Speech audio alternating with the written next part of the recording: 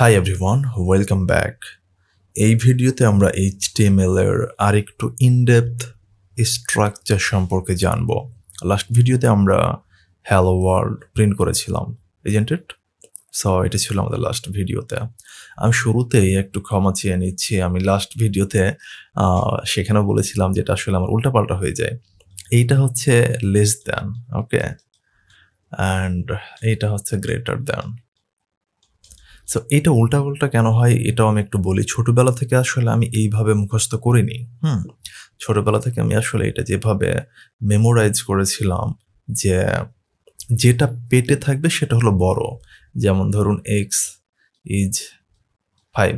So এটা এই সাইনের যেটা পেটে থাকবে, সেটা হচ্ছে বড়। তাহলে x ইজ গ্রেটার দ্যান 5। কে পেটে আছে x, তাহলে x টা 5-এর চাইতে বড়। এভাবে অ্যাকচুয়ালি আমি এটা পড়েছি বা ছোটবেলা থেকে মনে রাখার চেষ্টা করেছি। So that is Y individually আমার মনে থাকে না।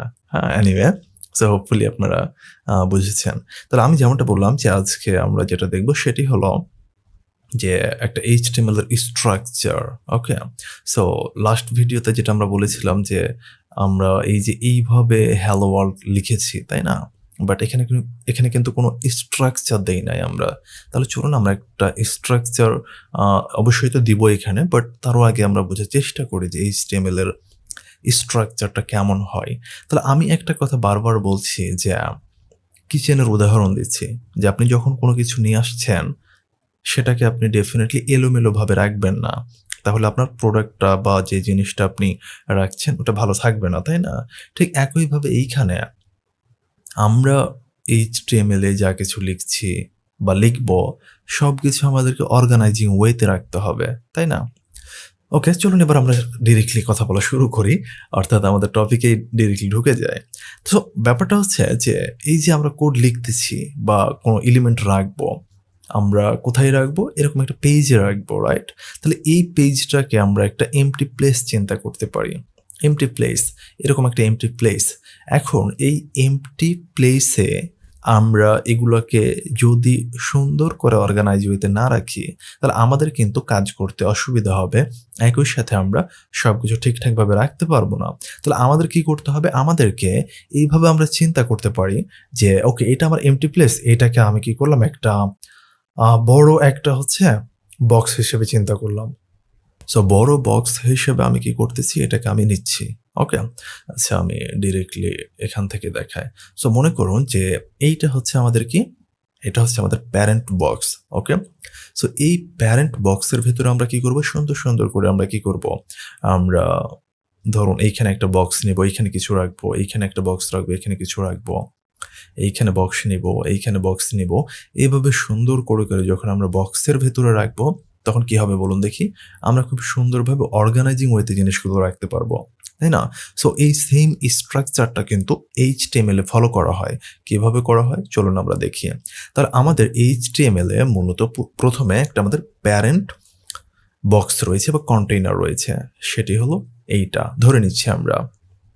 এর ভেতরে ২টা প্রধান ভাগ আছে।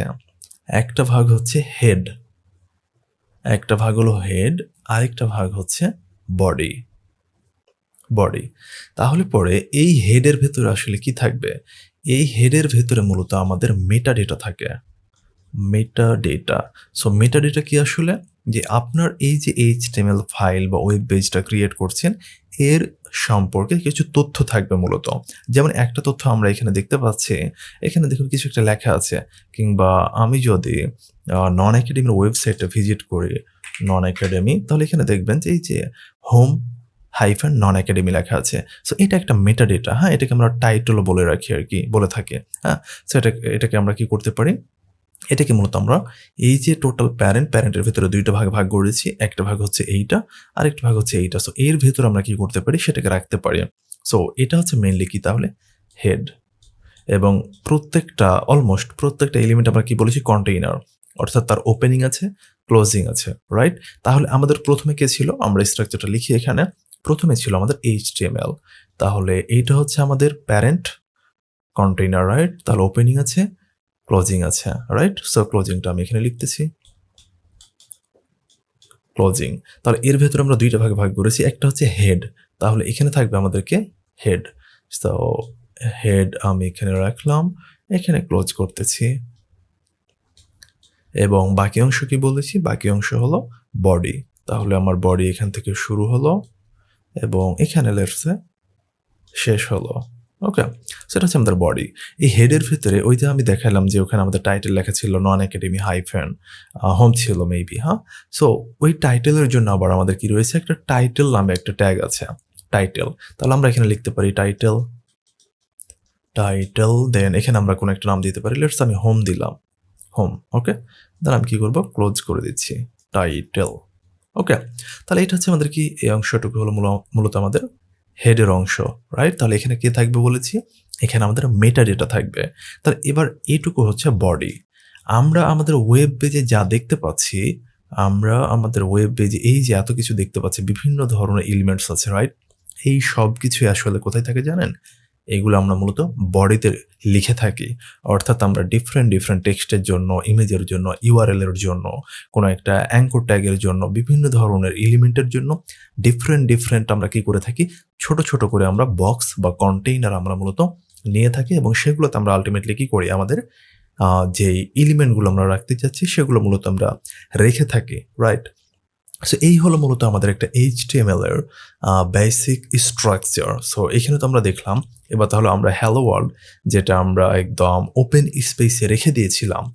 আচ্ছা, এটা কি আপনারা বুঝতে পারলেন যে আসলে আমরা ওপেন প্লেসে রাখলে প্রবলেমটা কি? ওই যে বললাম যে আপনি কিচেনে নিয়ে গিয়ে চাল, তেল সব একসাথে ঢেলে দিলেন। তখন যে ঘটনাটা ঘটবে ঠিক একইভাবে এখানেও কি হবে, সেম জিনিসটা আসলে ঘটবে যদি আপনি এইভাবে কন্টেইনার বা বক্স ওয়াইজ বা অর্গানাইজিং ওয়েতে না রাখেন। তাহলে আমরা হ্যালো ওয়ার্ল্ডটাকে কি করব, হ্যালো ওয়ার্ল্ডটাকে আমরা রিপ্লেস করব। ওকে, সো আমরা তাহলে কি করবো, আমরা স্ট্রাকচার অনুসারে যাব। তাহলে আমাদের প্রথমে HTML।